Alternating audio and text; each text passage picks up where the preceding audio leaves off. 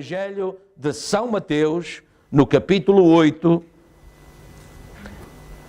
e queria ler do versículo 23 ao 27, em nome de Jesus Cristo.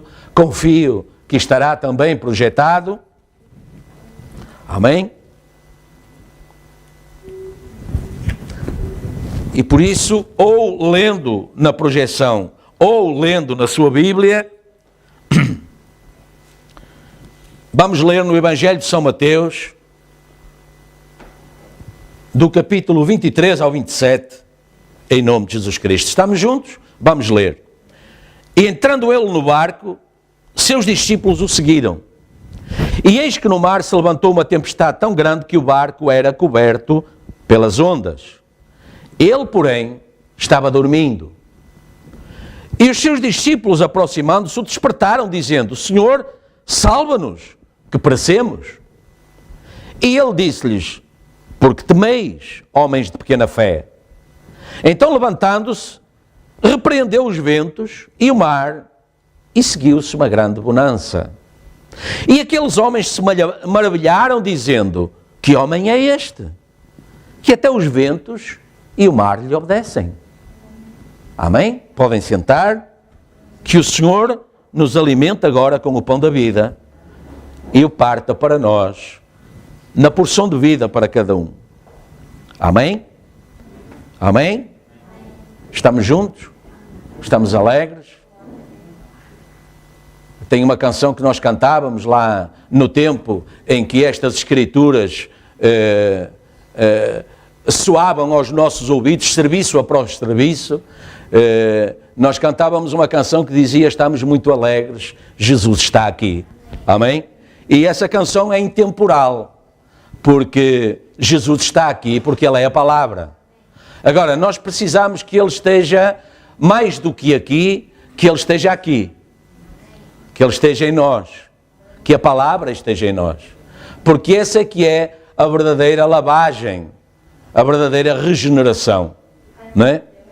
O profeta diz que não crê no batismo para a regeneração, porque a água não regenera, a água não lava pecados, não é? É apenas um testemunho, porque a verdadeira regeneração é pela palavra. Somos lavados pela lavagem da água, pela palavra. Assim Paulo escreveu aos Coríntios. Amém? E olhamos esta escritura e poderá ser até que nos nossos corações, às vezes, tente surgir algum desalento, não é? Assim um pouco como Naamã. Eu julgava que à igreja ia haver uma pregação assim profunda, assim um texto muito difícil, que nós não lemos muitas vezes, assim, para eu sair de lá assim animado, com uma grande revelação e tal. E às vezes nós damos conta que quando isso acontece, a pessoa sai e não percebeu metade daquilo que ouviu. Porque como na construção das casas, não é? Às vezes nós precisamos de ir ver os alicerces, se eles estão bem, se eles estão firmes, não é? E o profeta falava muitas vezes dos ABCs, porque ele era inglês, não é? E o inglês, os ingleses começam pelo ABC, nós começamos pelo A, E, O, U, aqui em Portugal, não é? Não sei como é na França, não sei como foi na Venezuela, mas as primeiras letras que os meninos começam a aprender não é o ABC, é o A, E, I, O, U. São 5 letras, não é? Também, A, E, I, O, U. Tal como Jesus, não é? Tal como fé em inglês, não é? E outras palavras assim. 5 é o número da graça. Então eles entram a essa graça através dessas 5 letras. E o profeta falava, no caso do inglês, do ABC, não é? Aquelas primeiras letras, não é? E apesar de sermos da mensagem e sermos a noiva, nós queremos que somos, não digo isto com nenhum segundo sentido, nós temos que estar sempre atentos aos nossos ABCs. Porque quando a tempestade vem, Jesus falou na parábola que a grande questão eram os alicerces da casa, porque os alicerces é que seguram a casa, não é? E portanto Jesus disse, se os alicerces da casa estiverem na rocha, a casa vai suportar todos os combates, todos os ataques, tudo o que o inimigo quiser produzir contra ela, ela vai suportar tanto quanto a casa que está alicerçada na areia, só com uma diferença. Como os alicerces estão na rocha, ela vai suportar as mesmas batalhas, a mesma adversidade, mas ela vai permanecer. Ela vai ficar em pé. Ela está firmada na rocha. A casa que está assente na areia, as mesmas tempestades vêm e ela vai ser desfeita. Porque ela não tem alicerces. E a noiva precisa de ter os seus alicerces bem firmados, porque o profeta diz, quando você entra na mensagem, as armas do inferno ficam apontadas contra si. E o profeta diz, portanto, se isso está assim escrito, Jesus disse a Pedro, as portas do inferno não prevalecerão sobre essa revelação.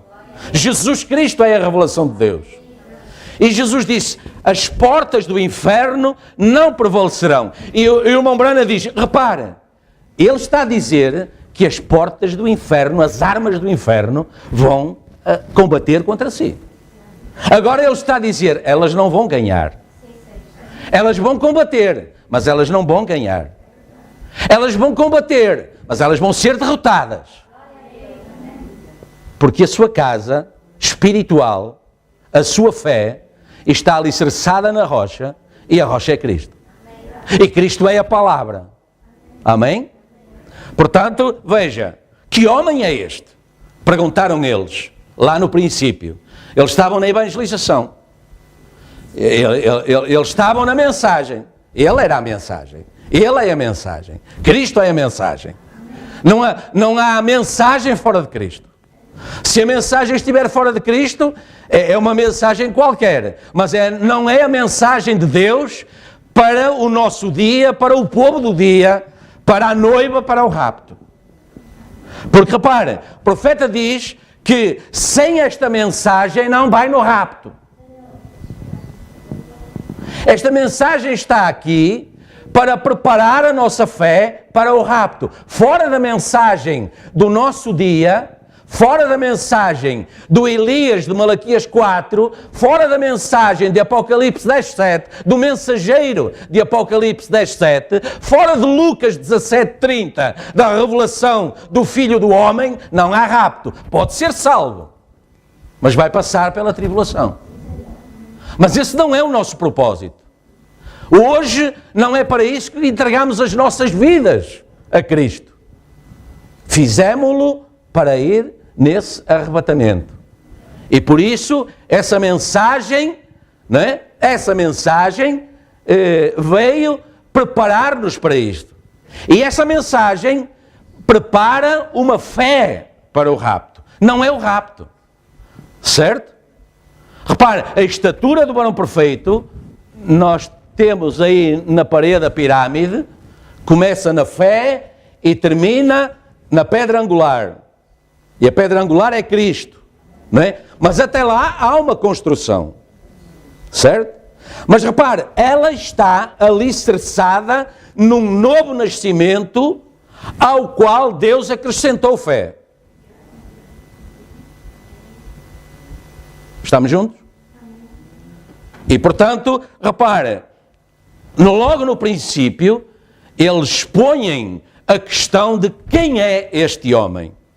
E a resposta que eles recebem, né, tem a ver com fé, tem a ver com o alicerce, tem a ver com Deus questionando, e nesta manhã também, a cada um de nós, onde é que Ele vai construir? Sob que bases, né, Ele tem construído essa noiva? Porque para sermos parte de... Repare, quando o construtor vai construir, ele vai ao fornecedor e ele escolhe os materiais que ele quer usar. Eu mando-lhe disto, não, eu não quero desse, eu não quero dessa marca, eu não quero dessa qualidade, eu quero daquela. Certo? Portanto, o construtor escolhe tudo o que ele vai precisar para edificar. E isso é o que Deus está a fazer no nosso meio através de Jesus Cristo. E Jesus Cristo, onde é que nós o encontramos no capítulo 1 de Apocalipse? No meio das eras, passeando nas eras, tendo na sua mão os mensageiros e as igrejas das eras. Tudo está debaixo do controle dele. Logo, ele só pode ser o alicerce. Para além do construtor. Porque o construtor escolhe o terreno e procura, aprofunda, esburaca até ele encontrar rocha firme.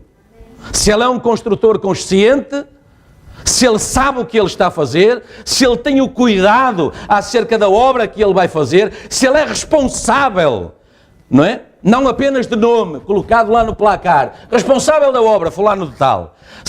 Mas se ele é responsável para além de ter lá o nome, ele vai se preocupar com o mais pequeno pormenor, porque ele sabe que depois vão haver vidas, pessoas, haveres, que vão estar dependentes do quanto ele foi responsável nessa construção.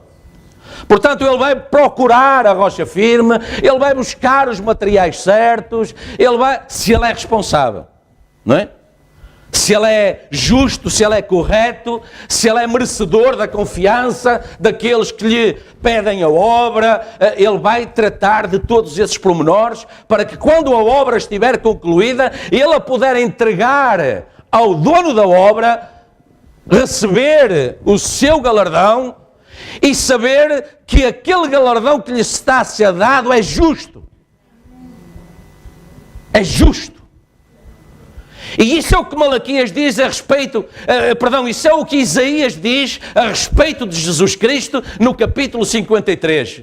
Quando, no final, ele for glorificado, ele vai receber essa construção, essa noiva construção, ele vai recebê-la porque ele pagou o preço por ela. O Senhor agradou-me ele, fazendo-o enfermar, olhando nós para ele, não víamos nada de agradável, de atrativo e por aí fora. Mas, quando a sua alma se puser por expiação, quando ele mostrar que ele construiu algo, pagou o preço, e agora espera a retribuição, essa noiva para ele, repare, foi isso que aconteceu com José. José é um tipo de Cristo lá no Egito.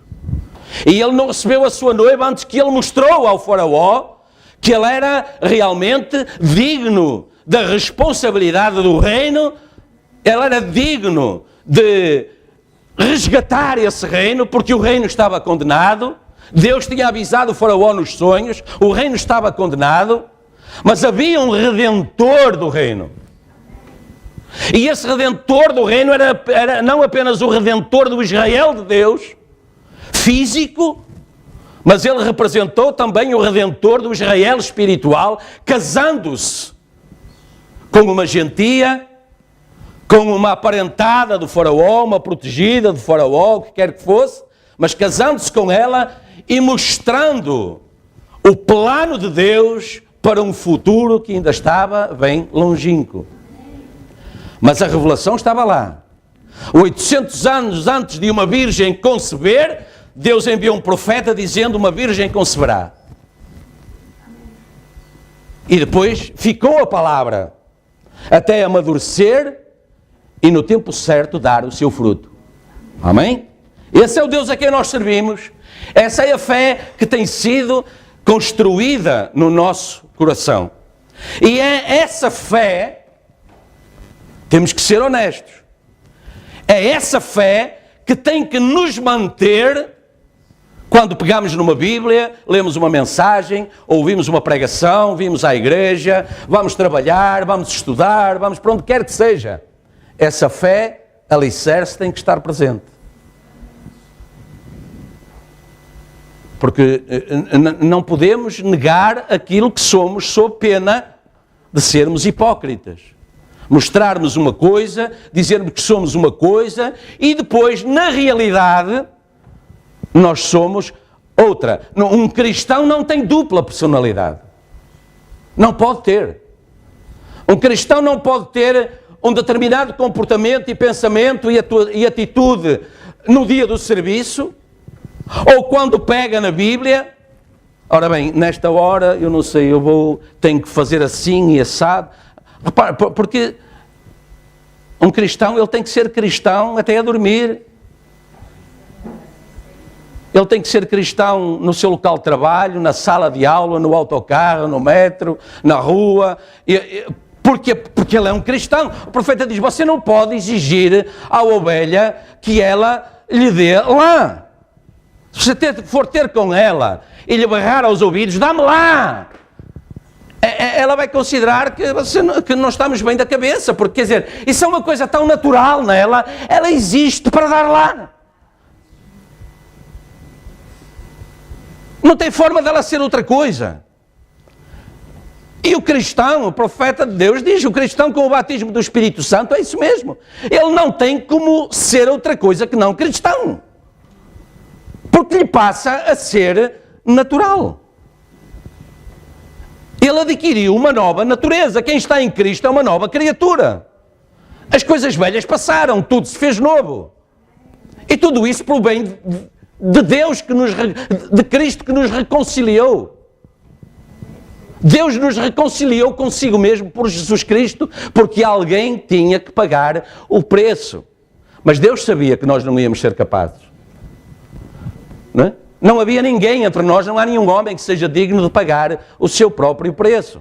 Porque, para começar, ele não decide em que condições é que ele é concebido e em que condições é que ele nasce, mas o homem nasce, é concebido e nasce fora da vontade de Deus. Portanto, ele precisa de ser levado, ele precisa de reentrar.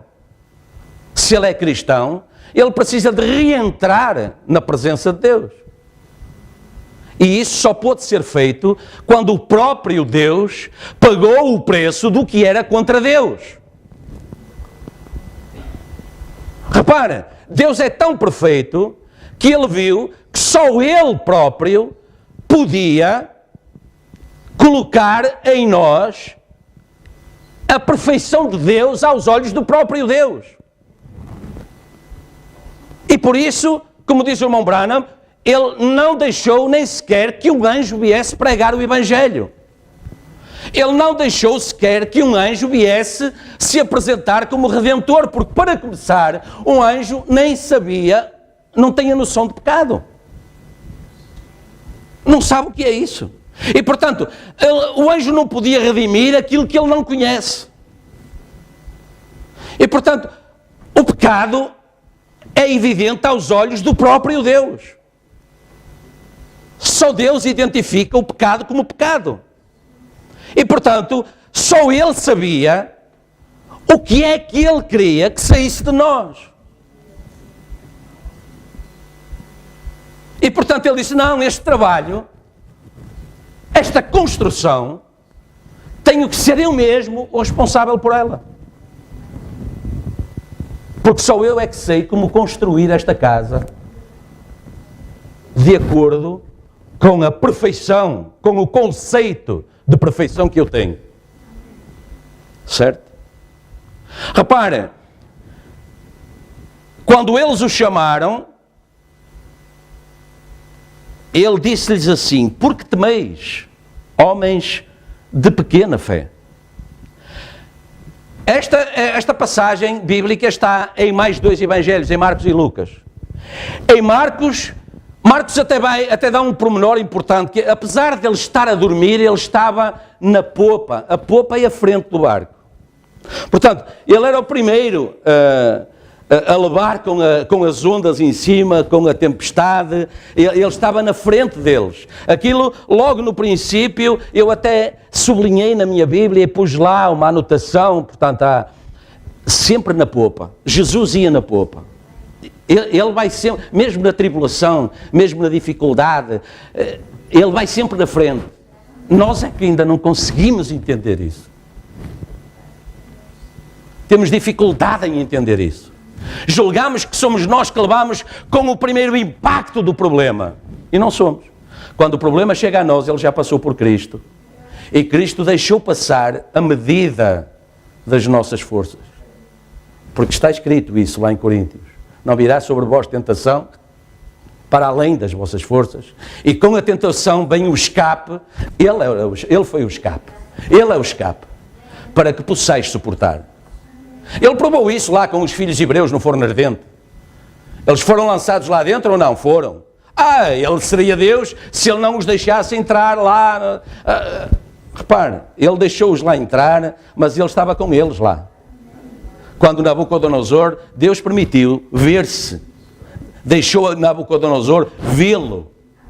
Porque Nabucodonosor perguntou, quantos lançamos no forno? 3. Diz ele, mas eu vejo 4. E o quarto é semelhante ao filho. Ele conhecia 3. Mas ele diz, o quarto é semelhante ao filho dos deuses. Jesus estava lá. Como ele estava aqui na popa. As ondas passavam por cima do barco e tal. Sim, mas ele estava lá com eles. Certo? Portanto, se eles fossem morrer, Jesus ia morrer com eles. Mas Jesus tinha um plano de morte, que não era aquele. Não era nas ondas do mar. O plano de resgate de Deus vem desde o Éden pelo derramamento do sangue. Quando Deus se encontrou com Adão e Eva depois do pecado, Deus substituiu a religião deles, porque eles logo, quando deram conta que tinham desagradado a Deus, arranjaram uma cobertura. E o profeta diz, esse avental de folhas de figueira era uma denominação que eles tentaram logo na hora encontrar para se reconciliar com Deus. Mas a igreja não salva. O pastor não salva. Amém? Deus salva. E então Deus substituiu aquele avental de folhas de figueira por uma cobertura onde Deus colocou. Repare, ele podia ter posto o pelinho, o fofinho para dentro. Não era? Senhor, esfolaste o animal, não é? Deixa pôr o pelinho para dentro, mas não, Deus não fez assim. Deus deixou o pelo para fora e chapou-lhes o couro ensanguentado, colado a eles. Mãos ensanguentadas de Jesus, que foram feridas lá na cruz. Vem tocar em mim, vem tocar em mim. Hoje estamos num serviço de hoje tivemos um evangelista lá a pregar. Chamem-lhe como quiserem, mas temos que nos agarrar a algo. E Adão e Eva agarraram-se àquele couro ensanguentado, porque foi esse couro ensanguentado que os levou de volta à presença de Deus. Porque até lá eles estavam escondidos. Eles tinham vergonha de aparecer à presença de Deus naquela condição, como nós. Se não for através do sangue, não temos chance. Deus disse, no dia em que dela comerdes, no dia em que pecardes, nesse dia morrereis. E morte, nós já sabemos, não é ir para o cemitério. Isso não é morte. Morte significa, a palavra morte significa separação eterna de Deus. Isso é o que significa a palavra morte. Amém? Mas repare, Marcos escreveu, viu o que aconteceu e escreveu assim. E ele estava lá deitado na popa e quando se levantou, ele disse...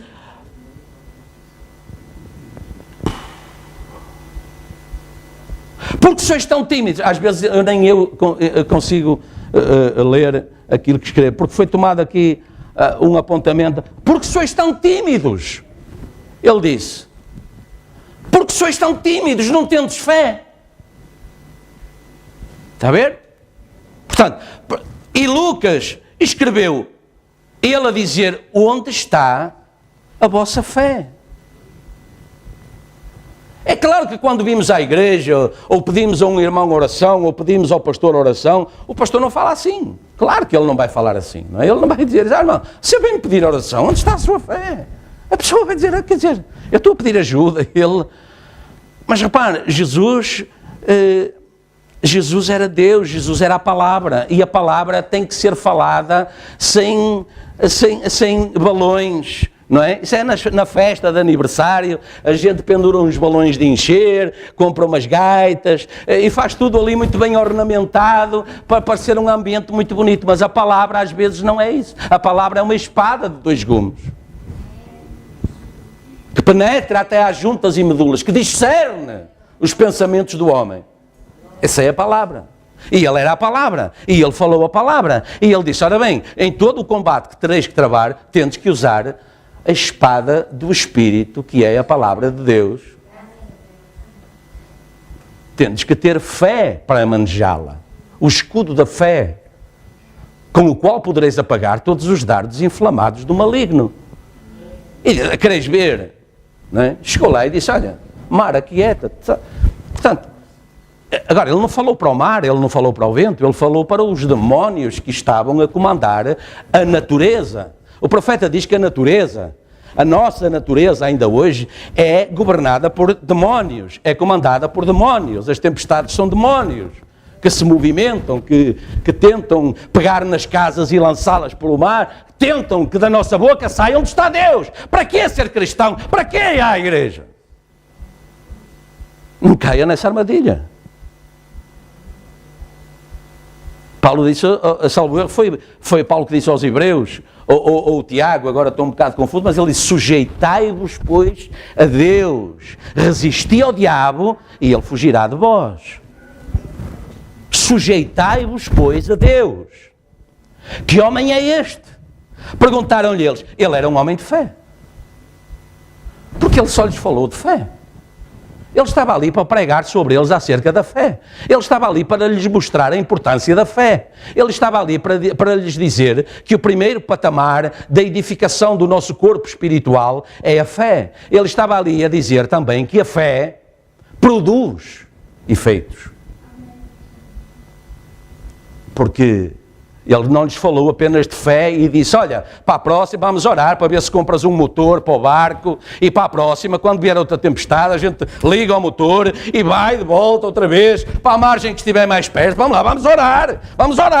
Não, ele não disse isso, calma. Há fé, tens que ter fé e a fé produz obras. Mar, aquieta-te, vento, acalma-te.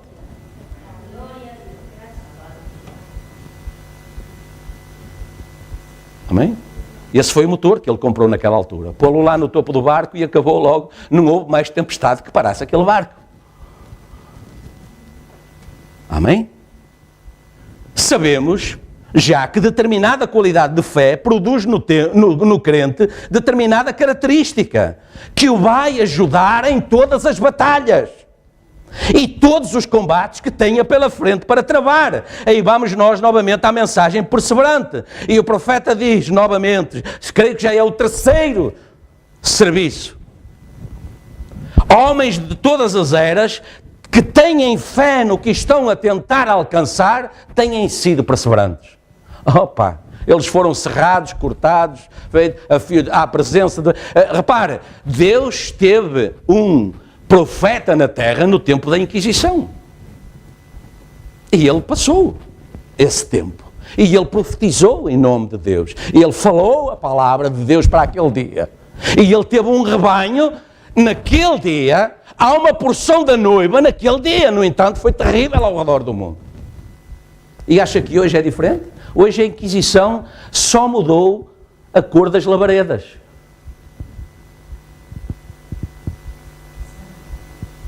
Mas ela está aí na mesma. Hoje, nós não vemos as pessoas a arderem lá agarradas ao pau com as labaredas a toda a volta. Mas elas ardem no espírito, na alma. Porquê? Porque elas estão de tal forma agarradas ao pecado que elas estão novamente condenadas pela Inquisição. E não têm como sair, não têm como largar o vício, não têm como ter novidade de vida, não têm, porque a Inquisição não as deixa. Mas mesmo nessas condições, Deus tinha um profeta na terra a chamar um povo da noiva de Cristo.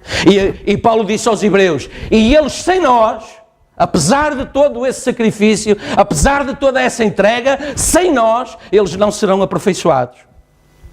Porque a noiva é o corpo perfeito, espiritual de Jesus Cristo. Não é? Não tenha medo de dizer místico. No princípio que eu li aquilo, o profeta a dizer o corpo místico, disse, bem, é capaz de ser algum erro ortográfico, porque às vezes nós, não é, na nossa vivência, não é, lemos tanta coisa, ouvimos tanta coisa, dos mais variados deuses que nos confundem. Mas não, místico significa espiritual, não carnal, não terrenal, não mundano. Está a ver? E portanto, esse é o corpo espiritual da noiva de Jesus Cristo. Que é parte dele, saiu do seu lado lá no Calvário. Amém? Como a primeira Eva saiu lá do lado do primeiro Adão. Estamos juntos. Como vê? Quer dizer, tanto vamos ao evangelismo como vamos... porque a mensagem é isso. Não julgo que a mensagem...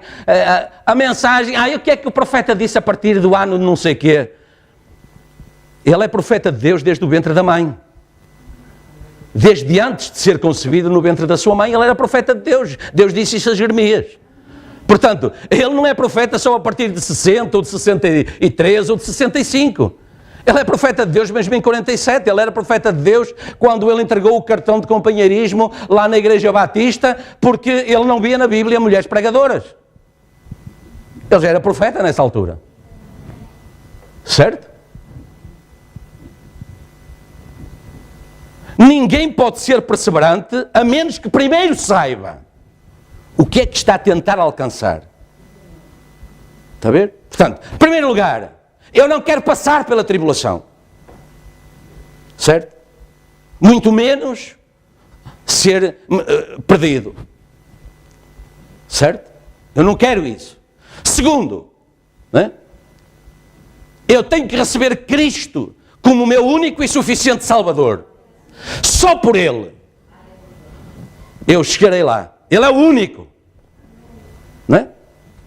Ele pagou o preço por isso e quando Ele o fez, Ele mostrou um caminho válido, porque Ele ressuscitou ao terceiro dia, como estava escrito e como Ele disse que ia acontecer. Portanto, Ele provou que não era um hipócrita, não era um malabarista, não era um encenador, não era um mágico, não era um cartomante, não usava o tarô, não usava isto, não usava aquilo mais, não era telepata. Ele lia os pensamentos, mas não era os da mente. Ele lia os pensamentos do coração. Ele mostrou o caminho. E Ele mostrou porque estava a lutar para nos ensinar qual é o nosso caminho. E, portanto, primeiro é preciso saber, não é, o que está a tentar alcançar e depois ter fé que vai conseguir. Portanto, eu quero ir no rapto. O que é que me dá essa fé? A mensagem da hora dá essa fé de rapto. É por isso que eu estou na mensagem. É por isso que eu estou na mensagem. Independentemente das pessoas que se têm cruzado comigo e do que eu tenho visto e ouvido e não sei nada acerca disso, o meu objetivo, o nosso objetivo, estamos na mensagem porque esta mensagem produz fé de rapto. E esse rapto me tirará da tribulação e muito menos me deixará perdido. Então eu estou lá por essa razão e é daí que vem a fé. É essa certeza, é essa revelação que produz fé. Repara, o profeta diz que a revelação é uma fé. E a fé é uma revelação. Amém? Veja, portanto, precisa de saber o que está a tentar alcançar e então ter fé de que vai conseguir o que está a tentar alcançar. E isso o torna persistente, uma coisa que sabe que é real. Ou seja, depois de uma revelação, já não é espírito ou imaginação, quer dizer, torna-se real. O profeta está a dizer, depois dessa revelação, isso passa a ser real para si. É como que esteja a olhar e a ver, não é? Essa nova terra, esse milénio instituído, essa vivência eterna com Deus. E para que essa revelação aconteça em nossos corações, tem que haver um pormenor que nós também já entendemos. É que a semente predestinada, a semente da eternidade, tem que estar já nos nossos corações. Ou seja, quando Deus nos enviou, seja em que época fosse, em que era foi, Ele sabia os que são seus, porque os que eram seus, Ele sabe porque eles têm a marca dele. A fonte da eternidade identifica as sementes eternas. Não é? Repare, se todo o mundo estiver em trevas e alguém tiver, ou uma família, ou um país, tiver, só eles é que têm lanternas, nós vamos dar a volta ao mundo e o mundo está todo em trevas e nós vamos saber que alguém lá tem luz. Esse é o corpo do Senhor Jesus Cristo. Porque nas trevas são identificadas. Essa é a semente eterna de Deus. Num mundo que jaz no maligno, Ele olha como fez com Noé. Ninguém achou graça, não é? Mas Deus viu ali uma pequena luz. Estamos juntos? Essa luz Deus é luz. Jesus disse, eu sou a luz do mundo. Não é? Agora, quando Ele veio já havia luz, o mundo estava iluminado, tinha sol, tinha provavelmente lamparinas de azeite, não é? A Bíblia fala, não era dessa luz que Ele estava a falar, Ele estava a falar da revelação de quem Ele era, isso é a luz. É a revelação do próprio Senhor Jesus Cristo, do próprio dador da vida. Portanto, essa é a perseverança, a fé naquilo que está a fazer, no objetivo a alcançar, traz perseverança que torna a vitória real. Por isso Paulo disse, ó morte, onde está a tua vitória? Ó sepultura, ó cemitério, onde está? Onde estão a vossa vitória? Porque ela já tinha sido conquistada, o aguilhão da morte. O profeta diz, foi partido lá, na manhã da ressurreição, não é? O aguilhão da morte foi partido, lá no Calvário foi partido o aguilhão da morte.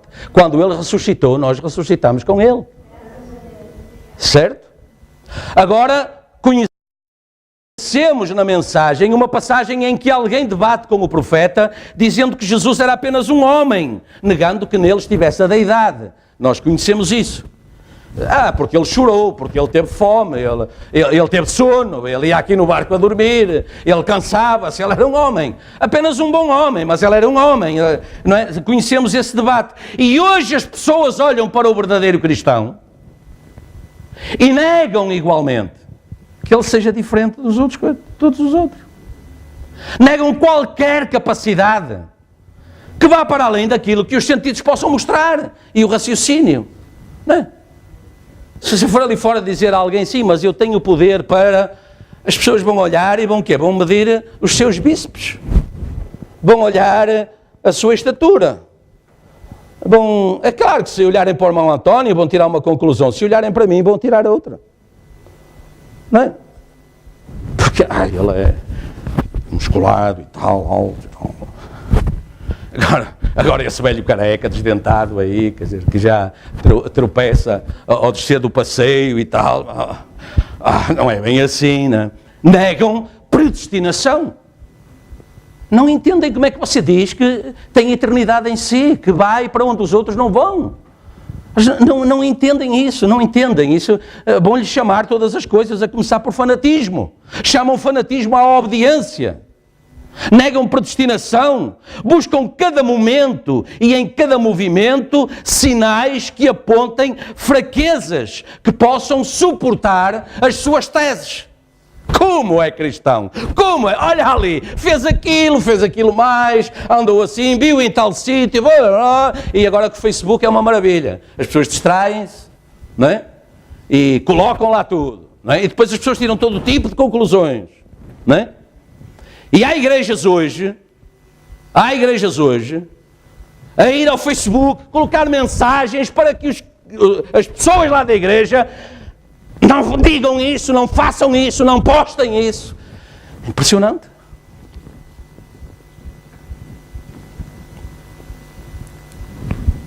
negam isso tudo e buscam sinais para contrariar a mensagem que nós devemos representar, expor.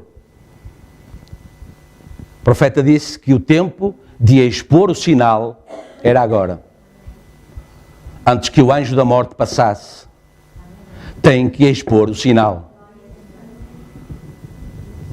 E esse, temos que reconhecer, é um dos maiores desafios que os crentes têm que suportar e enfrentar. Porque, repare, Jesus disse em Mateus 24, os dois espíritos serão tão parecidos que enganarão até os escolhidos. Ou seja, aqui é uma questão de alicerces, porque a tempestade vem e olha para as duas casas e elas são iguais.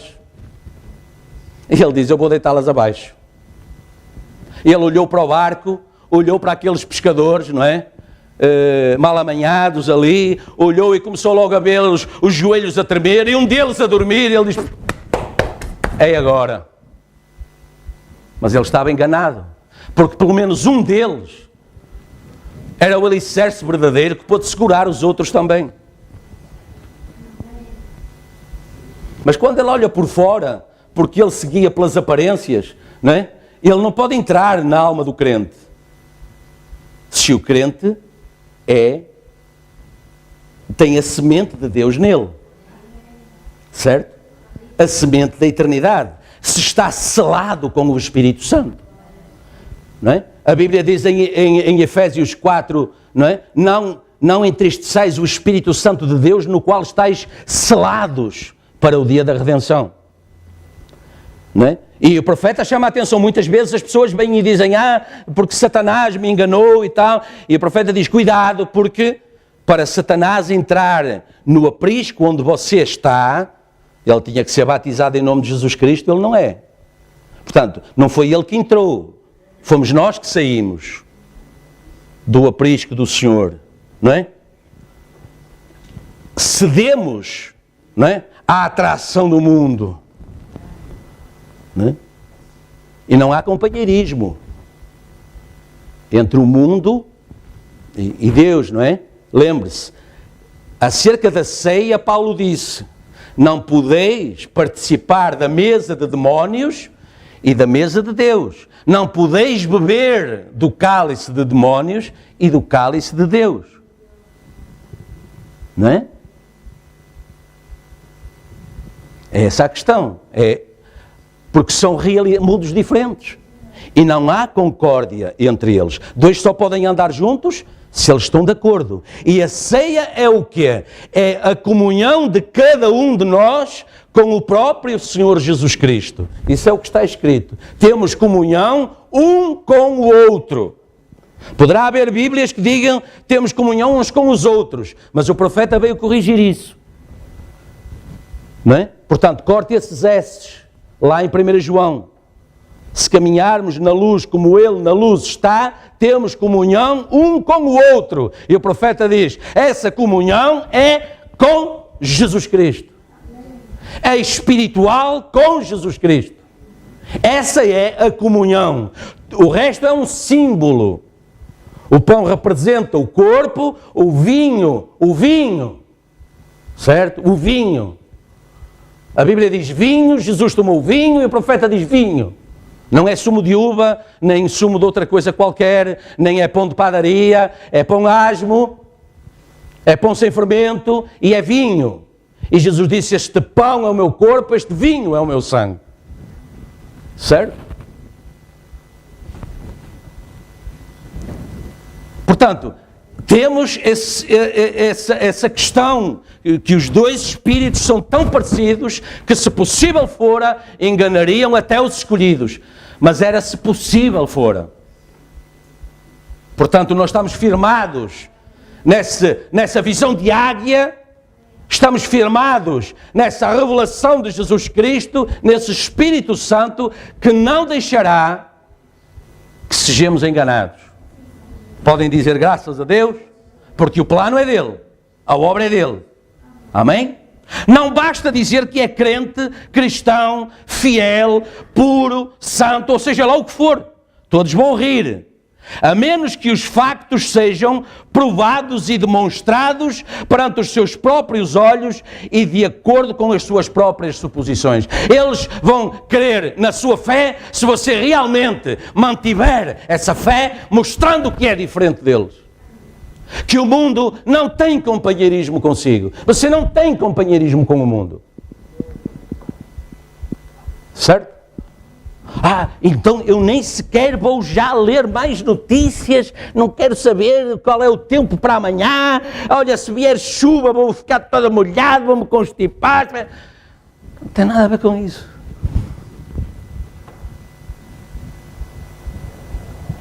Repare, o profeta falou, quando você liga à televisão, você dá entrada a Satanás em sua casa. Você acha que o problema é a televisão? Acha que o problema é a televisão?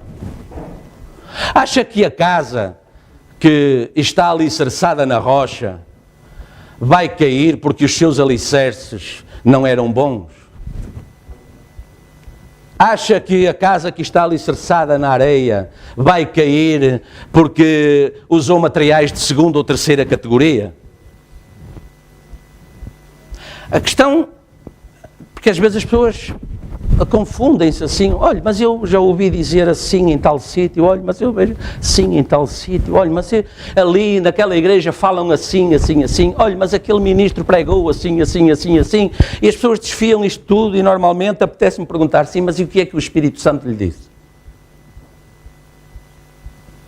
O que é que o Espírito Santo lhe disse? Você sabe o que diz o pastor tal, a igreja no país tal, a igreja na cidade tal, o ministro não sei o quê, os irmãos da igreja não sei o quê, os irmãos da outra igreja. Agora, assim, mas e o que é que o Espírito Santo lhe disse no seu coração? Porque ser cristão é ter companheirismo com Cristo, permanente. O que é que o Espírito Santo lhe disse a esse respeito? Já orou? Já esperou em Deus a resposta acerca dessa questão que se a colocou a Deus? O que é que o Espírito Santo lhe disse? Porque repara, há denominações que têm uma farda própria e andam todos vestidos com a mesma farda. E a gente olha para a farda e diz, são da igreja de não sei o quê, não sei o que mais. Ok? Isso vale o que vale, não tem nada contra. Não é? Agora, o profeta viu a noiva. Você já leu o que é que o profeta viu? Porque o profeta viu a noiva. O profeta viu as igrejas de todos os países. E o profeta viu a noiva de todos os países. O profeta viu a noiva da América, o profeta viu a noiva da Alemanha, o profeta viu a noiva de cá. O profeta viu a noiva. Então o que me interessa a mim, é o que é que o profeta viu na noiva quando a levava em espírito a Jesus Cristo. E é isso que eu vou seguir. É isso que eu vou seguir. Portanto, o profeta disse, não tem mais televisão e não sei o quê. Repara, hoje se entrarem em minha casa eu tenho uma televisão lá na sala de jantar. E mais, vou-vos já dizer, a televisão até me foi posta na minha casa pelo meu filho que vem para aqui pregar também. Portanto, vejam em que igreja vocês estão metidos. Está aí, está. Temos que ser sinceros. A televisão é dele e ele emprestou-me. Porque de momento é a única forma que eu vejo, que eu tenho de ter vídeos e cassetes e DVDs e tal, da mensagem, outros ministérios que não temos aqui, não é? Mas que eu conheço, graças a Deus, tenho já um leque, Deus me deu nestes 23 anos, um leque de amigos, verdadeiros amigos cristãos. E eu recebo gravações das convenções, dos Family Camp, de lá, não é? Eu até estou lá num desses vídeos, em 1998, quando fui aos Estados Unidos. Estou lá num desses serviços e tal. E é uma televisão. Portanto, o problema não é a televisão. O problema é o que é que a televisão mete dentro da sua casa. E você tem possibilidade de selecionar o que a sua televisão produz? Se tem e é cristão, por que é que não pode ter televisão? Não, na mensagem não tem televisão. Olha, eu sou da mensagem e tenho neste momento.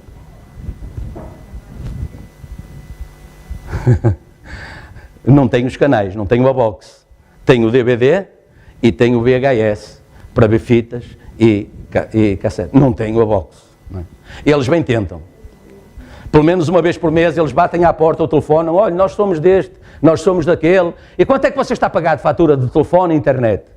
Estou a pagar X. Olha, mas olha, por mais 5 euros, você tem 145 canais. É muito canal. Eu nem sei depois porque canal é de navegar. Não, é muito canal, não, desculpe. Não. Mas olha, repare, veja, até podemos fazer aqui uma redução agora. Se você, em vez de receber a fatura pelo correio, receber a fatura pela internet, tem um desconto de mais 5 euros. Mas tem que ter televisão. Eu disse, eu não quero, não tenho, nem quero televisão. Teve uma que me disse, o quê? O quê? Assim não tenho, nem quero. Eles, coitados, chegam à porta e eu me compadeço porque os meus filhos já andaram assim, os dois mais velhos. Com uma coisa e tal. Boa tarde, qual é o seu nome? Boa tarde, mas diga qual é o assunto. Não, qual é o seu nome? Meu nome é Fernando. Ora, como está? Boa tarde, está tudo bem com o senhor? Está tudo bem e tal. Desculpe, jovem. Você tem o seu trabalho, que eu respeito muito, mas é assim. O que é que você quer? É isto assim, assim. Sim, porque, repare, não, mas deixe-me ver a sua fatura. Não perca o seu tempo comigo, você está a trabalhar, eu entendo, você se calhar já percorreu muitos quilómetros a pé, não é? Deixe, bata noutra porta, tente noutra porta. Eu não quero, não vai dar. Pronto, então, olha, obrigado, então. Senão, não perca tempo comigo, não sou cliente para perder tempo. Já lhe estou a dizer, não vai conseguir, vai perder o seu tempo e pode usá-lo num outro lugar onde encontra um contrato e você ganha o seu. Comigo, nesse contrato, você não vai ganhar nada, vai perder. Repare, Deus deu-nos discernimento. Mas agora, o discernimento tem que estar alicerçado numa fé. E o discernimento está alicerçado numa fé. Temos que saber qual é a natureza da fé, onde o nosso discernimento está alicerçado. E aí, se o nosso discernimento está alicerçado na fé de Deus, que está em Cristo Jesus, o Espírito Santo vai tomar conta de nós.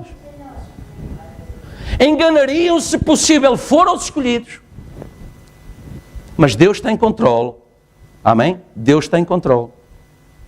Todos vão rir a menos que os factos provem. Veja, Mateus 27, do 1 ao 4.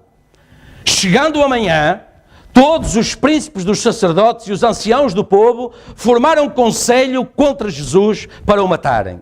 E manietando, o levaram e entregaram a Pôncio Pilatos. Então Judas, o que o traíra, vendo que fora condenado, trouxe arrependido as 30 moedas de prata aos príncipes dos sacerdotes e aos anciãos, dizendo, pequei, traindo sangue inocente. Eles, porém, disseram, que nos importa, isso é contigo. E agora veja, naquele momento, perante aquela sentença, Judas entendeu efetivamente que ele era aquilo que ele tinha falado. Que impacto aquilo produziu nele. Veja. Porque ele não era um eleito, ele foi e suicidou-se.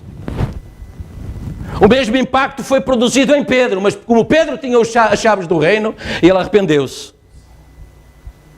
Está a ver? Fé produzindo um efeito e outro.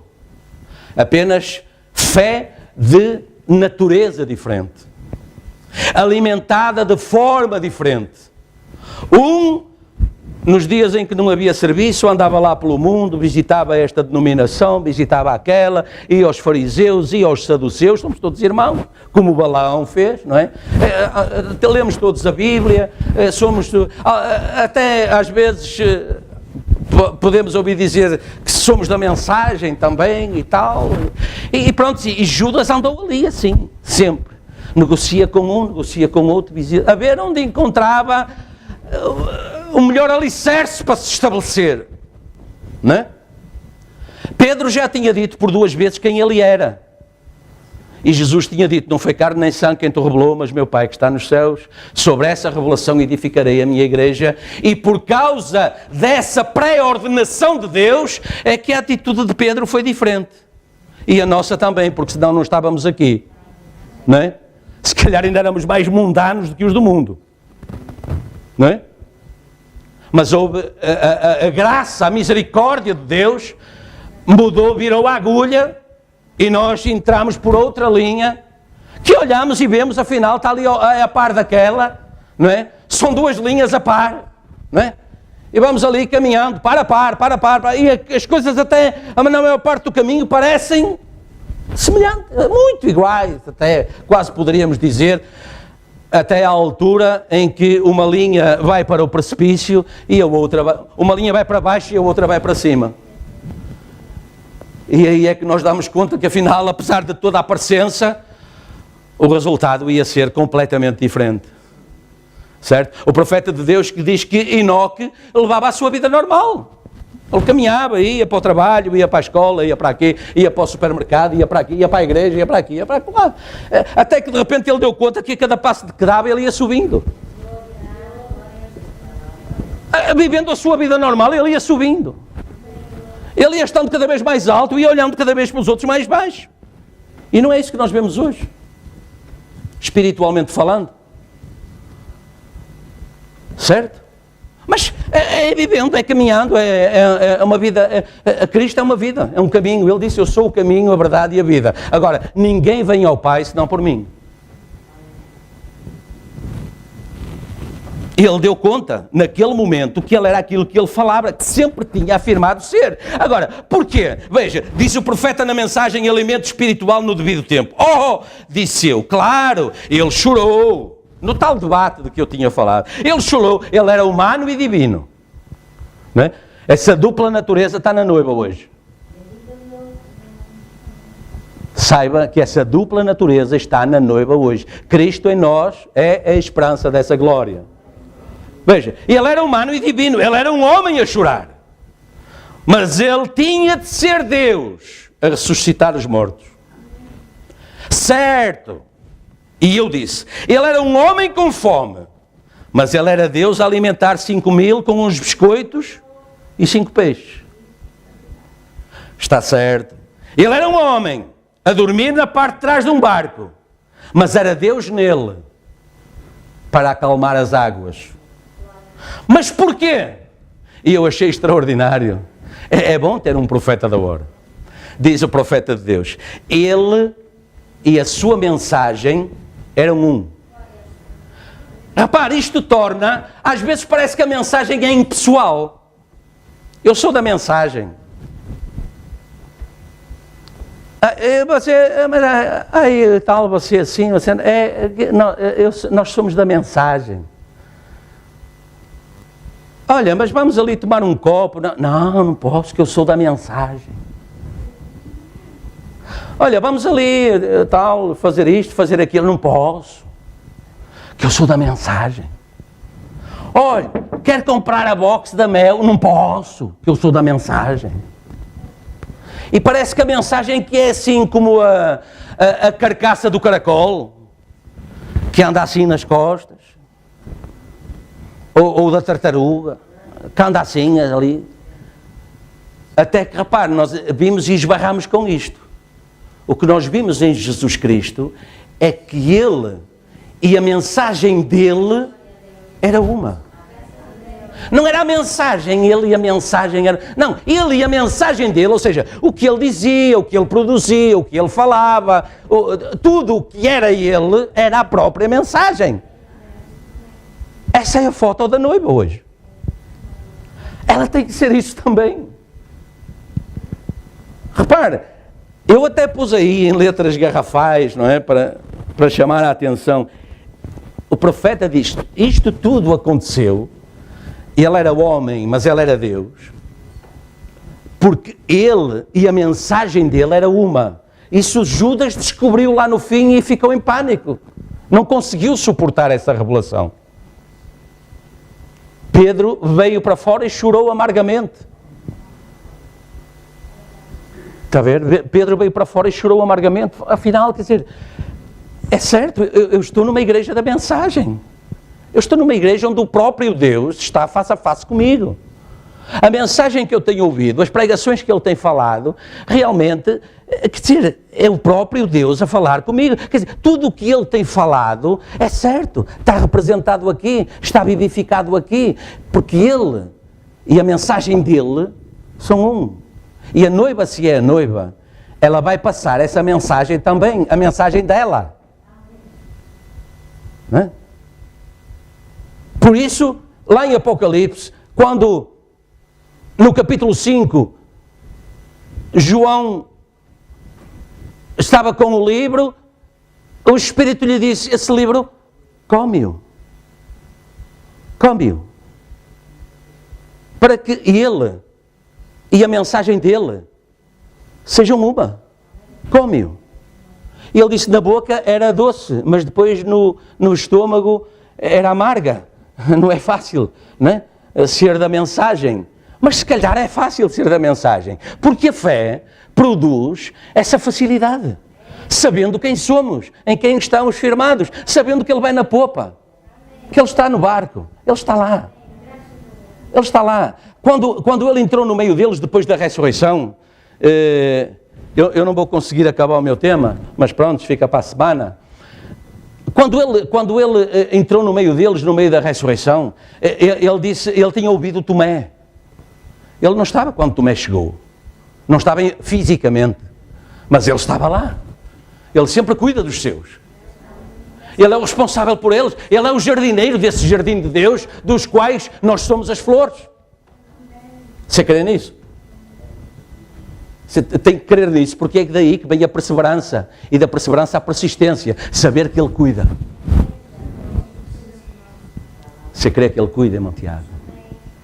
Amém. Amém. Há quantos anos é que você crê que Ele cuida, irmão? Há quantos anos está na mensagem? Se calhar já nem se lembra. Desde 2007, há 11 anos, irmão. Já é bastante tempo, irmão. Portanto, há 11 anos que o irmão tem a certeza que Ele cuida. Há 11 anos. O irmão Tiago é licenciado em farmácia. O irmão Tiago ainda não encontrou emprego em farmácia. Já fez alguns trabalhos, mas o irmão Tiago ainda não trabalhou em farmácia. Já estamos fartos de mandar currículos e tal, mas o irmão Tiago permanece, porque o irmão Tiago sabe que ele cuida. É certo, irmão Tiago? O irmão Tiago sabe que ele cuida. Não é? O irmão Tiago uma vez entrou-me pela porta dentro e eu cumprimentei-o. Como está, irmão? Não é? E ele disse, eu sou da mensagem.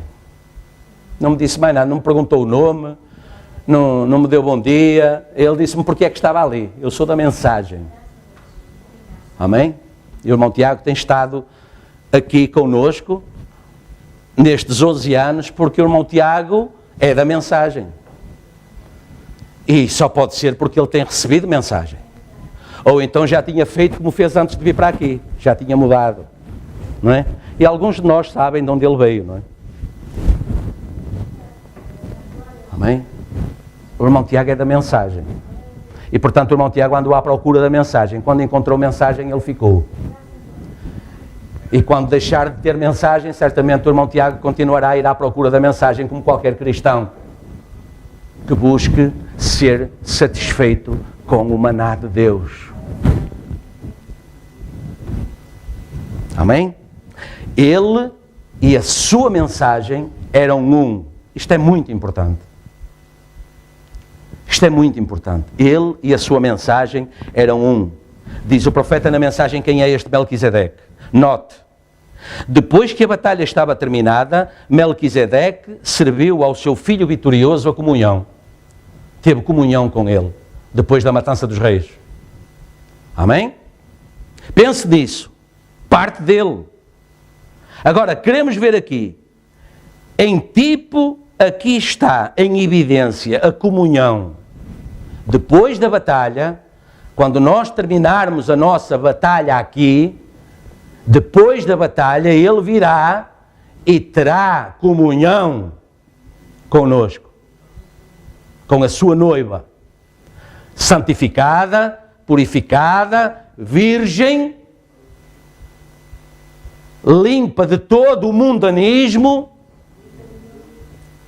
de toda a evidência do mundanismo, purificada no espírito e na alma e no corpo, santificada, depois da matança dos reis, não é? Matou aquele, morreu do cancro da mama, matou aquele jebuseu do vício disto, aquele Iveu do vício daquilo, não é? Aquele amorreu do hábito de fazer não sei o quê, aquele jebuseu do hábito de todos os dias fazer aquilo.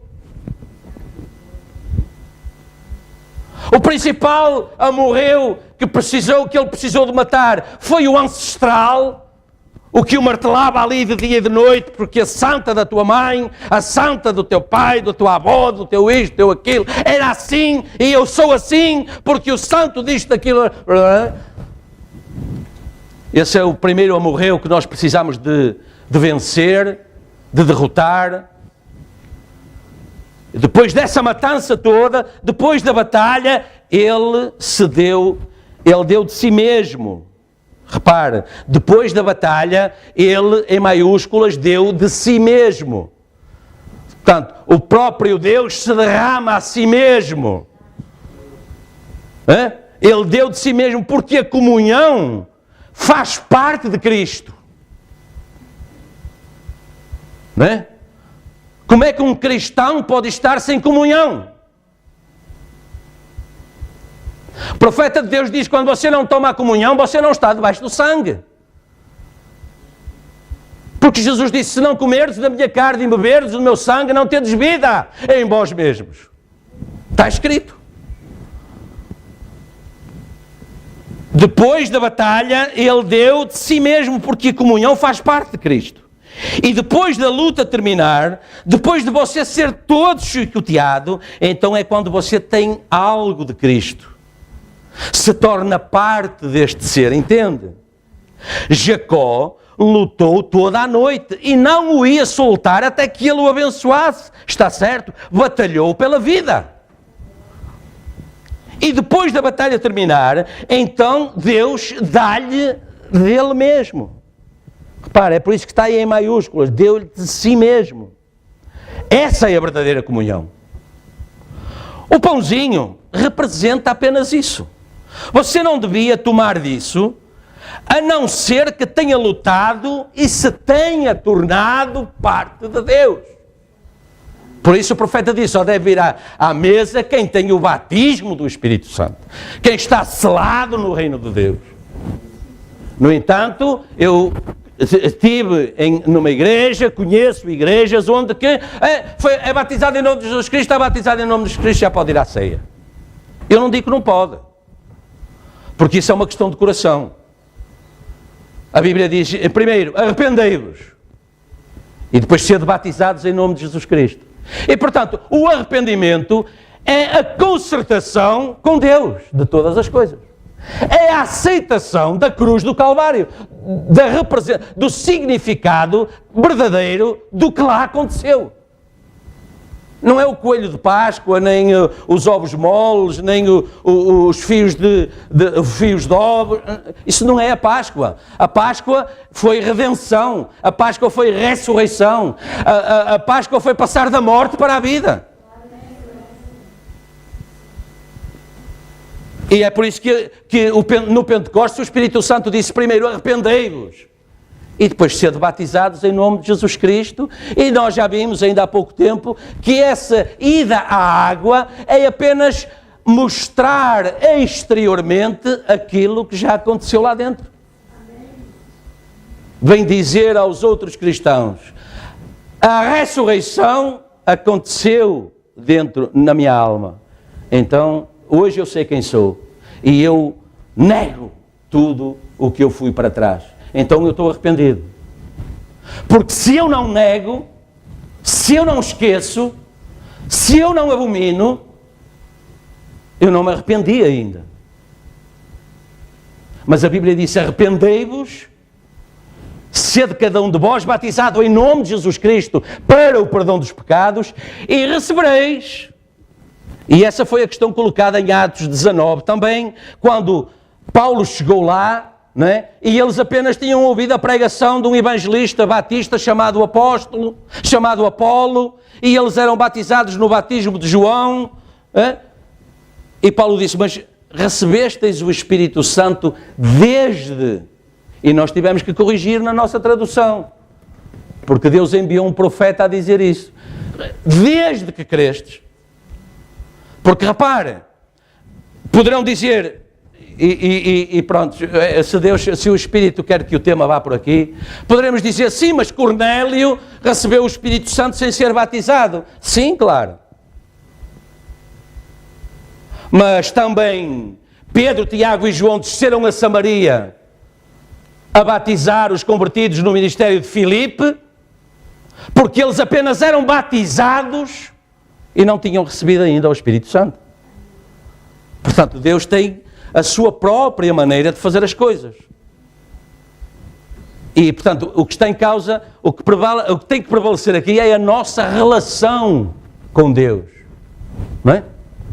Porque não é o pastor que vai julgar se você é digno ou não é digno. O próprio pastor tem que tratar da dignidade dele aos olhos de Deus. Certo? Estamos juntos?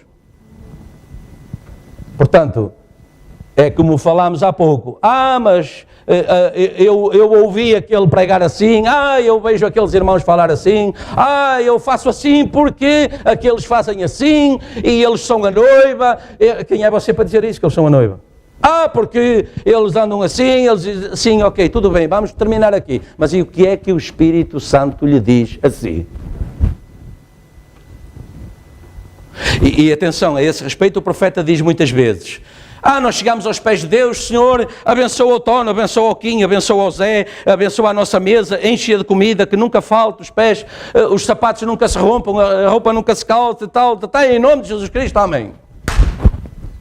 E o profeta diz, e o que é que Deus lhe disse? Você ficou lá à espera de ouvir a resposta de Deus? Porque vamos a fazer a oração, ora bem, hoje ainda não orei, vamos orar, Senhor, tem misericórdia, ajuda-me aqui, ajuda-me ali, ajuda aqui a minha casa, a minha família, o meu isto, o meu aquilo, em nome de Jesus Cristo, amém. Você nem dá tempo para Deus falar consigo, para ter comunhão consigo. Você tem que dar tempo para Deus ter comunhão consigo, para Deus falar no seu coração, para Deus responder àquilo que você está a pedir, para Deus chamar a sua atenção para algo que Deus quer ver corrigido, ou que Deus lhe vai revelar, ou que Deus lhe vai dar, ou que Deus vai anunciar que vai acontecer. Repare, o Espírito Santo disse ao profeta, olha, está na hora, move-te para o Arizona. Se ele não tivesse essa orientação, não haveria abertura de selos, porque Deus não ia abrir os selos no outro lado qualquer, no Alasca.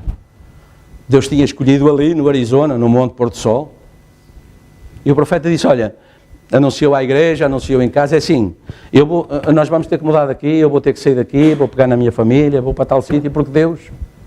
Mas ele teve que esperar que Deus falasse para ouvir a resposta de Deus. Temos que ouvir a resposta de Deus. Temos que ouvir a resposta de Deus. Quem é este homem? Ele era... uma mensagem. Nós somos uma mensagem hoje. A mensagem não existe sem si. A mensagem é a expressão da vida dos mensageiros. Estamos juntos? Essa é a mensagem. Paulo disse, a vida que eu vivo na carne, na minha carne, já não a vivo por mim mesmo. Já vivo na carne por amor da mensagem. Ele era a mensagem. Por isso não mais vivo eu, mas Cristo vive em mim. Essa era a mensagem. Certo? Essa era a mensagem. Veja, abram comigo e eu vou ter que encerrar aqui em Tiago, capítulo 2. Tiago fica logo a seguir a Hebreus. Portanto, apanho o livro de Hebreus. Quando chegar ao fim de Hebreus, abrem Tiago 2. E nós vamos parar aqui. Que o Senhor nos ajude.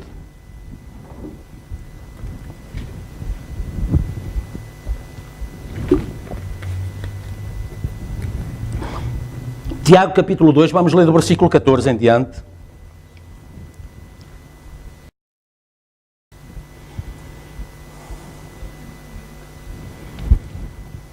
Veja, meus irmãos, Tiago capítulo 2, estamos juntos? Versículo 14 em diante.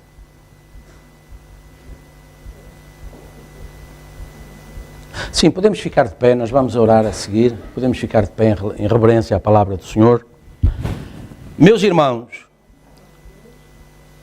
que aproveita se alguém disser que tem fé e não tiver as obras? Porventura a fé pode salvá-lo? E se o irmão ou irmã estiverem nus e tiverem falta de mantimento cotidiano, e algum de vós lhe disser, ide em paz, aquentai-vos e fartai-vos, e lhes não derdes as coisas necessárias para o corpo, que proveito virá daí? Assim também a fé, se não tiver as obras, é morta em si mesmo. Não basta dizer que é da mensagem. Tem que viver a mensagem, expressar a mensagem. Se é cristão, tem que expressar esse cristianismo. Tem que mostrar a obra dessa fé. Essa fé produz uma obra. Mas alguém dirá, tu tens a fé, eu tenho as obras. Mostra-me a tua fé sem as obras, e eu te mostrarei a minha fé pelas minhas obras. Tu crês que há um só Deus? Fazes bem. Mas também os demónios creem e estremecem. Mas ao homem vão, queres tu saber que a fé sem as obras é morta? Porventura, Abraão, o nosso pai, não foi justificado pelas obras, quando ofereceu sobre o altar o seu filho Isaque? Bem vês que a fé cooperou com as suas obras e que pelas obras a fé foi aperfeiçoada. Ele pôs a fé à prova, levou lá o filho e depois trouxe o filho e viu que valeu a pena apostar naquela fé. Confiar naquele que lhe requereu aquela prova de fé. Foi isso que ele fez. E cumpriu-se a Escritura, versículo 23, cumpriu-se a Escritura que diz, creu Abraão em Deus, e isso lhe foi imputado como justiça, e foi chamado amigo de Deus. Vedes então que o homem é justificado pelas obras, e não somente pela fé. Ou seja, Deus olha a fé, mas Deus quer ver a manifestação dessa fé. Para que toda a gente veja quem você é e que tem fé naquilo que diz que é. Porque Abraão teve que ir lá e levar o filho. Foi aí que ele mostrou que ele tinha aquela fé. Deus já sabia, não é? Repare, Abraão creu em Deus e isso foi o que Deus viu nele. Não é? Porque é espírito, porque é interior, está na alma. Não é? Abraão creu em Deus e isso foi o que Deus viu nele. Que ele creu, mas depois, quando ele agiu como se já estivesse feito, isso foi o que os homens viram nele. Ou seja, as nossas obras expressam a fé que temos. Amém? As nossas obras, a nossa vida, traz à evidência a fé que está em nós. Podemos então também dizer que a dimensão da nossa fé influencia a dimensão dos nossos problemas. E eu queria terminar com isso, pense. Por outras palavras, o problema será tanto maior e tanto mais difícil quanto menor for a nossa fé. Ou seja, a nossa grande fé tornará pequenos os nossos problemas. Ao alcance da nossa mão, se puderem, digam graças a Deus. Amém? João disse na visão de Patmos, eu quero encerrar, podem vir os músicos. Não temas, João. Não temas, pequeno rebanho. Tudo aquilo que eu sou, tu és herdeiro. Você crê nisso? Todo o meu poder é teu. A minha omnipotência é tua, enquanto eu estou no teu meio. Amém? Não temas, João. Não temas, pequeno rebanho. Tudo aquilo que eu sou, tu és herdeiro. Todo o meu poder é teu. A minha omnipotência é tua, enquanto estou no teu meio. Eu não vim para trazer medo e derrota, mas amor e coragem e capacidade. Todo o poder me foi dado e é teu para usares. Fala a palavra e eu vou fazer. E esse é o meu concerto e isso não pode falhar. Amém? Isto está no Estudo das Eras, no livro número 2, no segundo capítulo da visão de Patmos. O profeta está a dizer que isto foi o que Jesus disse a João. Amém? O que Jesus disse a João. Fé é uma revelação sobre a qual Deus prometeu edificar a sua igreja. Amém? Crê nisso? Deus prometeu construir uma igreja na base dessa fé de Deus em nós. Vamos orar. Enquanto a música pode ir tocando suavemente aquela que nós cantamos no princípio. Em Cristo estou. Vamos fechar os nossos olhos.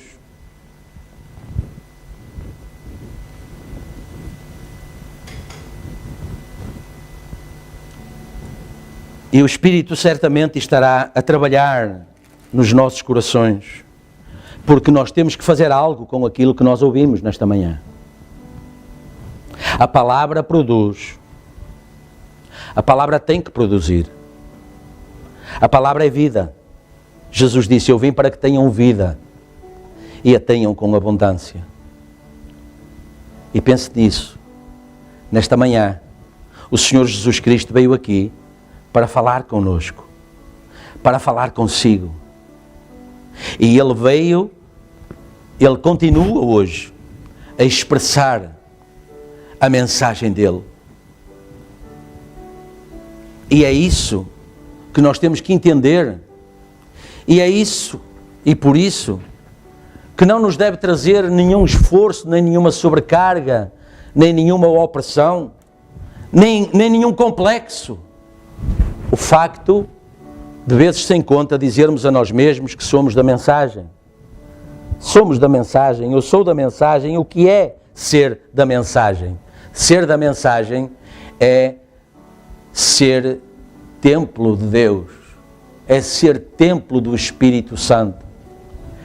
E ser da mensagem é agir de acordo com a orientação desse cabeça-mor.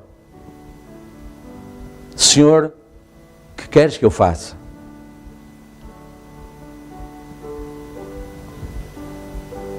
Quando o jovem Samuel, inexperiente ainda no ministério, mas nascido profeta,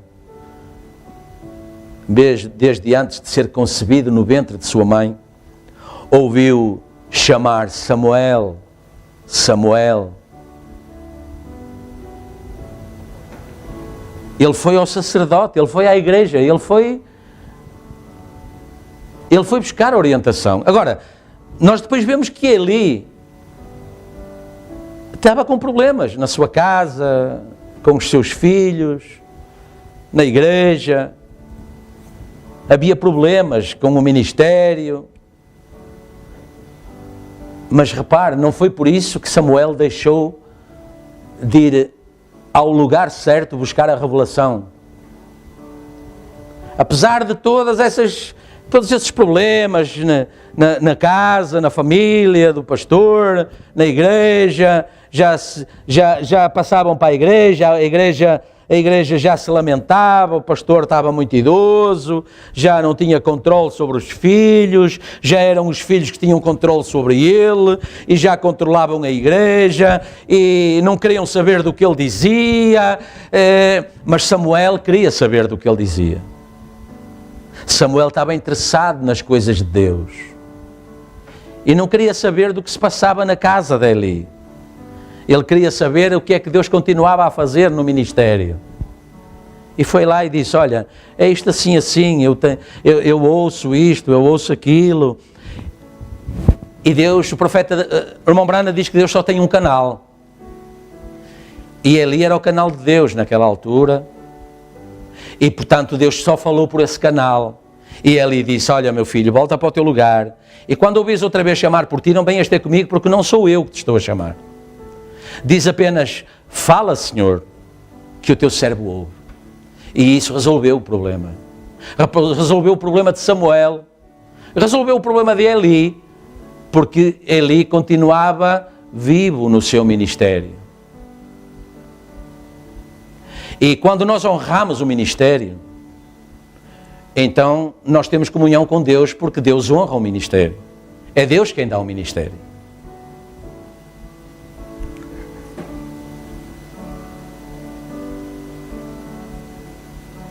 Bondoso Deus e Pai,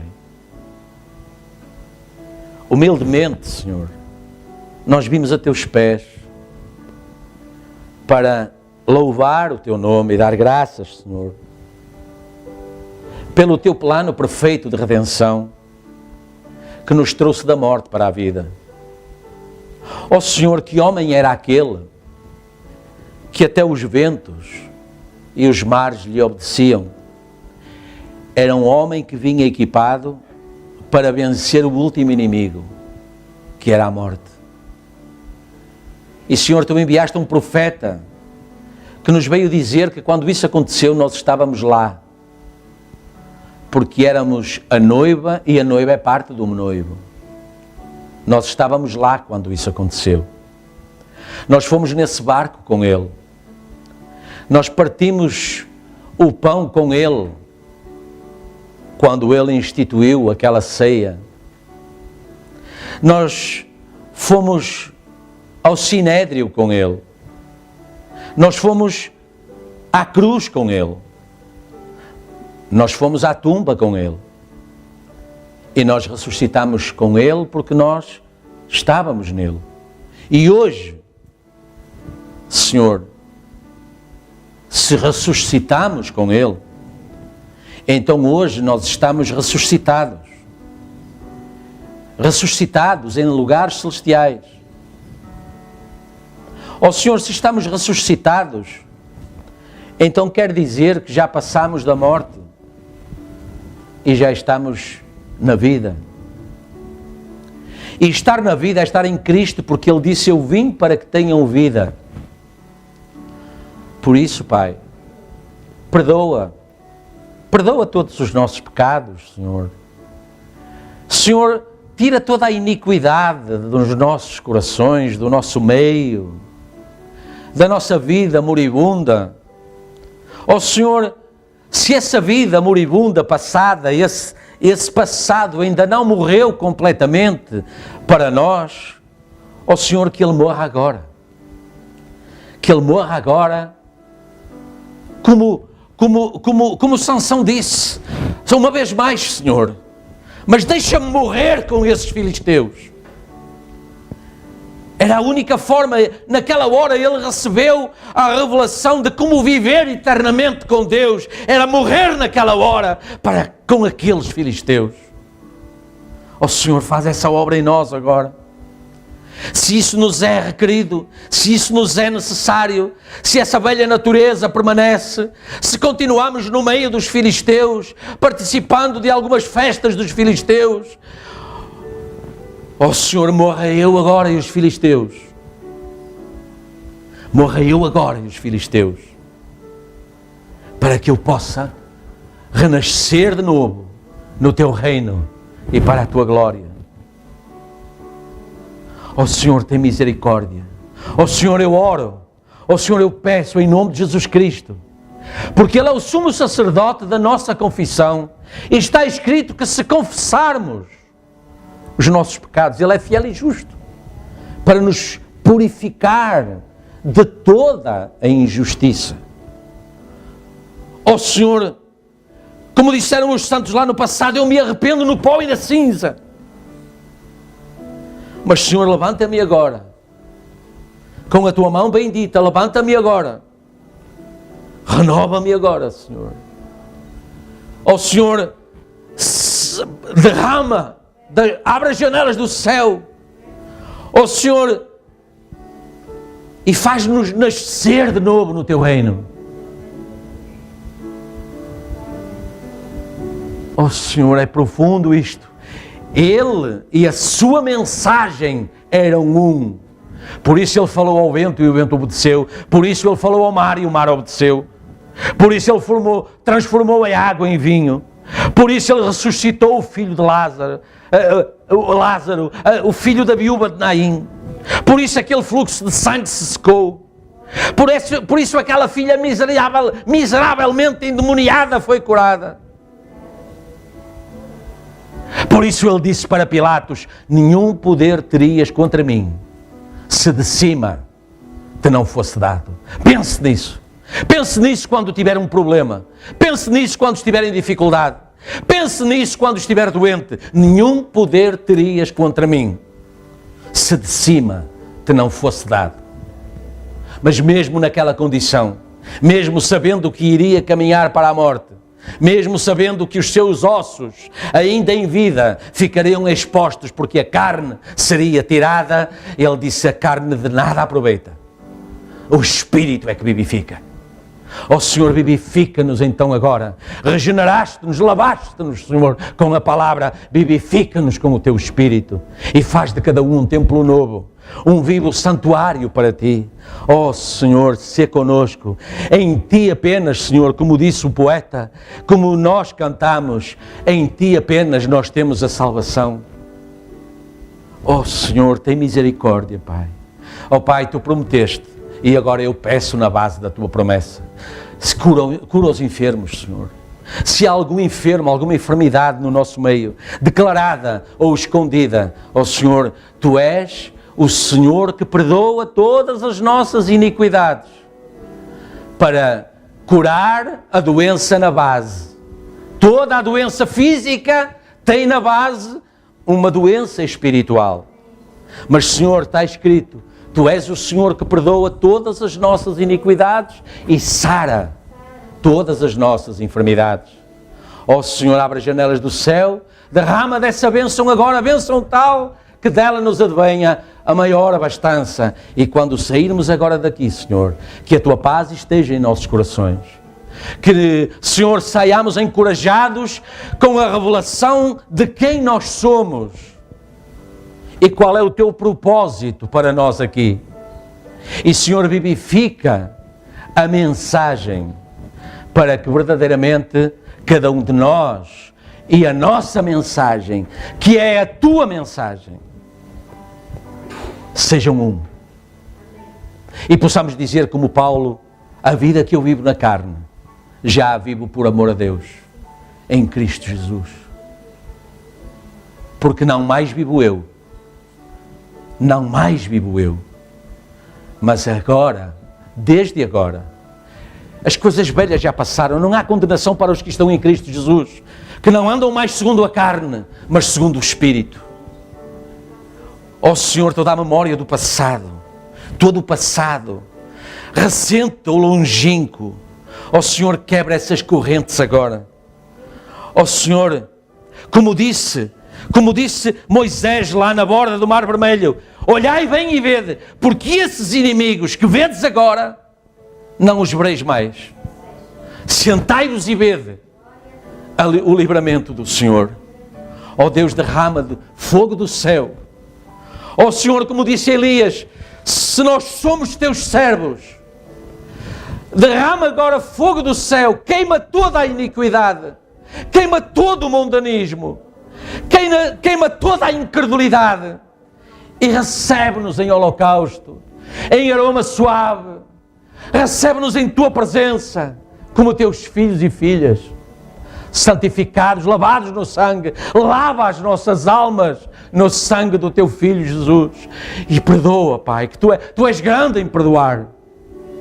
E abençoa, Pai, e toma-nos em Tuas mãos, Senhor, e continua, Pai, enquanto tivermos jornada para percorrer, ó Senhor, que possamos ter no coração a certeza de que caminhamos para a glória E quando lá chegarmos, as portas da glória se abrirão, porque na frente vai o Rei da Glória. E Davi, quando viu isso, ele disse no Espírito: quem é o Rei da Glória?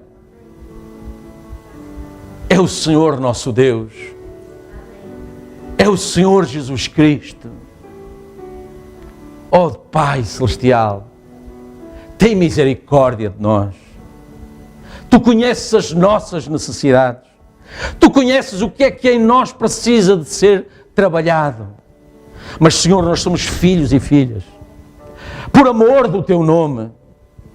Não por nosso merecimento, mas por amor do Teu nome. Ajuda-nos agora. Ó Senhor, aquela mulher gentia, quando te ouviu dizer que não tinhas vindo para ela, ó Senhor, ela disse: não, alguma coisa deve sobrar para mim, porque Deus não faz nada em vão. Oh irmão, nós não estamos aqui em vão. Alguma coisa há para nós na mesa do Senhor. E ela disse: ó Senhor, nem que sejam as migalhas que caem da mesa do Senhor. Verdadeiramente eu tenho vivido como um cão aqui na terra. Tenho sido tratado como uma cadela. Eu tenho levado uma vida miserável, mas agora, Senhor, algo está a mudar na minha vida. Ela deu conta que ela estava frente a frente com a vida. E a vida dela mudou. O dador da vida, o dador de toda a boa dádiva, disse: ó mulher, nem em Israel eu vi tanta fé. Por causa da tua fé, a tua filha está curada. Por causa da sua fé. Pense nisso, irmã. Pense nisso, irmão. Jesus disse: mulher, grande é a tua fé. Seja conforme a tua fé. Oh, irmão, já viu o poder que está em si, que Deus tem colocado na sua mão? Use esse poder. O profeta disse que temos direito a resgatá-los, a requerê-los. Use o escudo da fé com o qual poderá apagar todos os dardos inflamados do maligno. Senhor, nos entregamos em tuas mãos. Senhor, não há dignidade nenhuma em nós se essa fé perfeita não estiver nos nossos corações. Por nós mesmos nunca conseguiremos alcançar as obras de que a Escritura falou, Senhor. São as obras produzidas, são as obras perfeitas produzidas pela fé perfeita. Ajuda a nossa fé. Ajuda a nossa fé. Ajuda a nossa fé. Quer você levantar a sua mão e falar no seu coração isso para Deus? Senhor, ajuda a minha fé. Se quiser levantar a sua voz, levanta a sua voz. Senhor, ajuda a nossa fé. Senhor, ajuda-nos a descobrir quem somos. Senhor, ajuda-nos a descobrir o nosso ADN. Ajuda-nos, Senhor, a descobrir a nossa proveniência. Porque a proveniência carnal que eu conheço não me levará ao céu. Por isso eu preciso de uma outra natureza, de uma outra proveniência. Eu tenho que saber de onde realmente eu vim, porque é para aí que eu vou. Se eu vim da carne, eu vou ser carne e vou apodrecer lá na cova. É apenas carne. Mas essa não é a realidade, irmão. Há um espírito. Há um espírito que vai permanecer. E o que será dele? O que vai acontecer com ele depois? Senhor, é para aí que agora estamos a olhar. Agora entendemos porque a Bíblia diz: a carne de nada aproveita, o Espírito é que vivifica. Senhor, então vivifica-nos agora no Espírito. Vivifica-nos, Pai. Torna-nos, aperfeiçoa-nos para sermos mais à Tua imagem. Porque assim a Tua palavra o fala. Senhor, dirige-nos a alcançar a estatura de varão perfeito. Nos entregamos em Tuas mãos, Pai. A aceita-nos em Tua presença e usa-nos, Senhor, para a Tua glória. Esse é o nosso pedido, esse é o nosso desejo. E, Senhor, eu peço apenas isso porque está escrito: buscai em primeiro lugar o reino de Deus e a sua justiça, e então todas as outras coisas vos serão acrescentadas. Deus sabe daquilo que nós precisamos. Deus tem tudo aquilo que nós precisamos para nos dar. Senhor, continua a alimentar a nossa fé.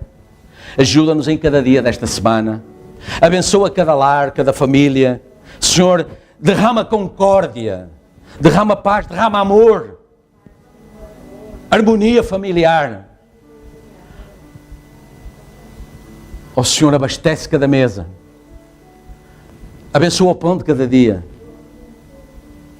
Não vos preocupeis com o que haveis de vestir, com o que haveis de comer. Não andeis inquietos, não estejais ansiosos. O vosso Pai sabe tudo aquilo de que precisais e é poderoso para vos dar. Ajuda-nos por isso, ajuda a nossa fé, ajuda-nos a crer. Ó Senhor, santifica tudo o que vier à nossa boca para que opere para o bem. Confiamos em Ti, Pai. Confiamos em Ti para abastecer a nossa mesa, para curar as nossas enfermidades, para ajudar as nossas fraquezas, para abençoar o nosso lar, a nossa família. Envolve-nos, Senhor, na Tua atmosfera celestial, para que possamos mostrar que, como contigo, nós e a mensagem somos um. Mas agora não é a nossa mensagem é a Tua mensagem. Mas, Senhor, ajuda-nos a mostrar isso, a provar isso, pois pedimos estas coisas para a Tua honra e glória, em nome de Jesus Cristo. Amém, Jesus. Amém? O nosso versículo semanal está em 1 Pedro, capítulo 1, versículo 7, e enquanto abrem, eu não sei onde é que está a letra dessa...